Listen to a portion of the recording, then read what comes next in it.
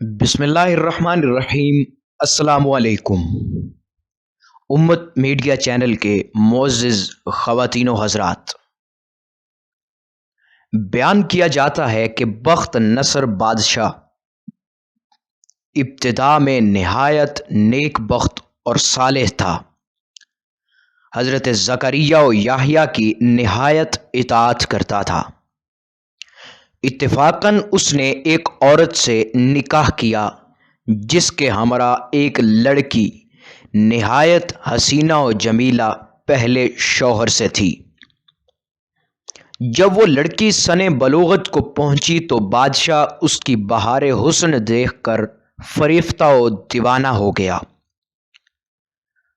اس کی ماں کو پیغام دیا، وہ بہت خوش ہوئی مگر دل میں اندیشہ کیا کہ بادشاہ پیغمبروں کا مطیع فرمان ہے اور نکاح اللہ کے پیغمبر کی شریعت کے خلاف ہے، وہ کیوں اس کام کی اجازت دیں گے؟ اس لیے بادشاہ سے کہا کہ تم اس کا مہر ادا نہ کر سکو گے۔ اس نے دریافت کیا کہ کتنا مہر ہے؟ جو کچھ کہو میں دوں گا۔ عورت نے کہا کہ اس کا مہر تمہارے دونوں پیغمبروں کا سر ہے، اگر تم یہ مہر ادا کر سکو تو لڑکی حاضر ہے، ورنہ اس کا نام مت لو۔ بادشاہ نے کہا کہ یہ پیغمبر ہمارے دشمن نہیں بلکہ ہمارے خیر خواہ اور دعاگو ہیں، ان کو بے جرم قتل کرنا قتل عظیم اتنا ظلم ہے، اس کے سوا کچھ مانگو، جو مہر کہو مجھے منظور ہے۔ اس نے کہا کہ اس کے سوا کوئی مہر نہیں ہے۔ بادشاہ نے ہوائے نفسانی سے مغلوب ہو کر فوج کو حکم دیا کہ دونوں بے گناہوں کا سر کاٹ لاؤ۔ حکم کے بموجب سپاہیوں نے جا کر اول حضرت یحییٰ کو بیت المقدس میں قتل کیا اور حضرت زکریا یہ حال دیکھ کر جنگل کی طرف بھاگ نکلے۔ فوج پیچھے ہوئی اور شیطان نے ان کی رہنمائی کی۔ جب سپاہیوں نے آ دبایا اور گھیر لیا تو حضرت زکریا نے ایک درخت سے التجا کی کہ مجھ کو اس وقت پناہ دے۔ وہ درخت پھٹ گیا، یہ اس کے اندر سما گئے، وہ پھر بند ہو گیا، لیکن قدرے کپڑا باہر رہ گیا۔ فوج متحیر ہوئی کہ کہاں غائب ہوئے۔ شیطان نے نشان دیا کہ اس درخت کے اندر ہیں اور یہ کپڑا ان کے موجود ہونے کی علامت ہے۔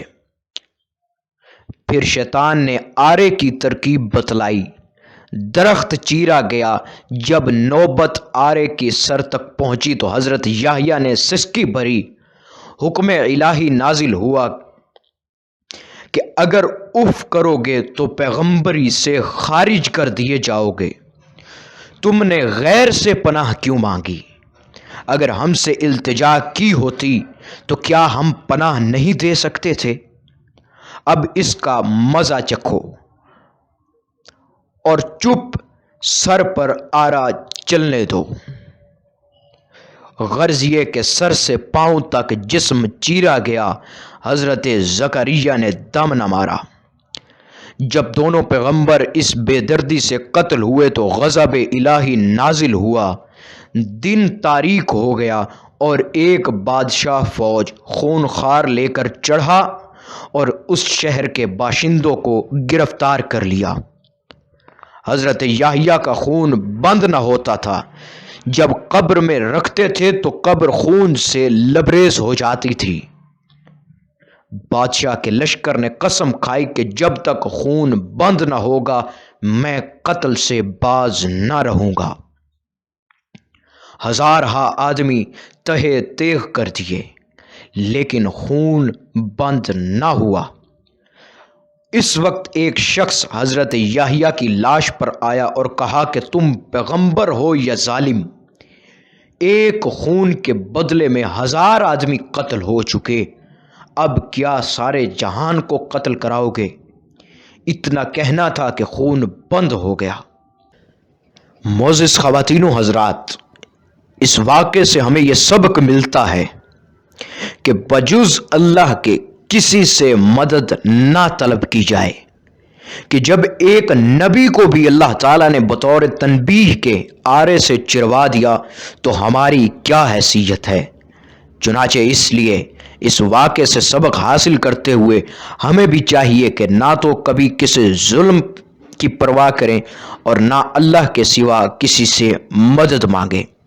اللہ تعالیٰ ہم سب کو عمل کرنے کی توفیق عطا فرمائے۔